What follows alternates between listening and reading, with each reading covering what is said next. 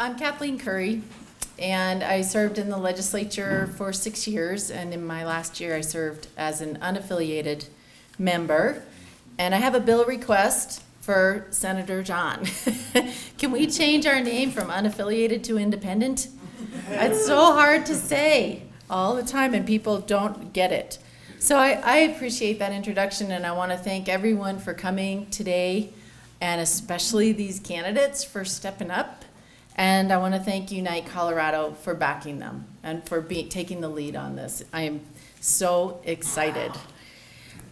I took a look back, and I think we have had a legislature for 142 years, which would translate to 70 elections, right? And do you think we've elected a single independent? No. I know I'm supposed to say unaffiliated, but I'm going to say independent because that's what we really are.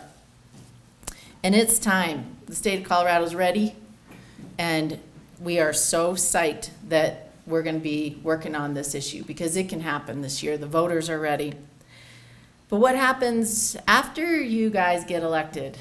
How often will that come up during your campaign? Plenty, where people will say, oh, how can you be an effective legislator in a partisan environment? And I, first off, will offer that just because you're in a party doesn't mean you're an effective legislator. Hello? There's plenty of people there keeping seats warm that are in parties, and however we want to define effective or successful, I would offer that it's the quality of the legislation that you bring and the quality of your conduct in the building that is the mark of a fine legislator.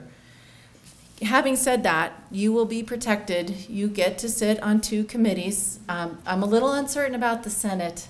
The Senate has always mystified me. I think you also get to serve on at least 2 in the Senate and carry 5 bills. You can do a lot of good work with 5 bill titles. Don't let anybody tell you that you can't serve successfully. I served for just 1 session, and after everybody calmed down, you get to work. The leadership has a perspective, and then the members have a perspective, and most of the members really want to do a good job for their people at home. I'm going to tell you a little story, and I'll make it quick.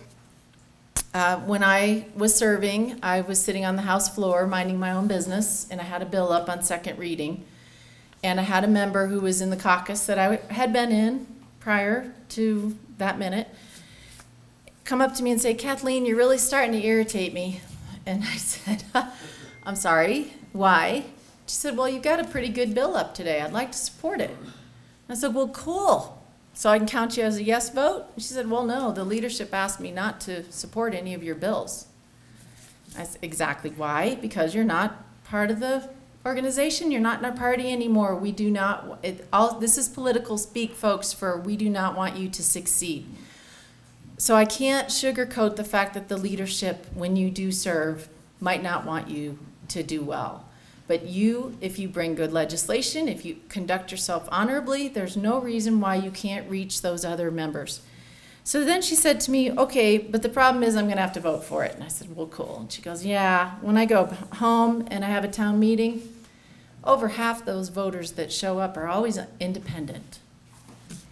Hello, we work for the voters. That's what this is about, and you will be able to do a great job for them serving in a nonpartisan fashion. So thank you.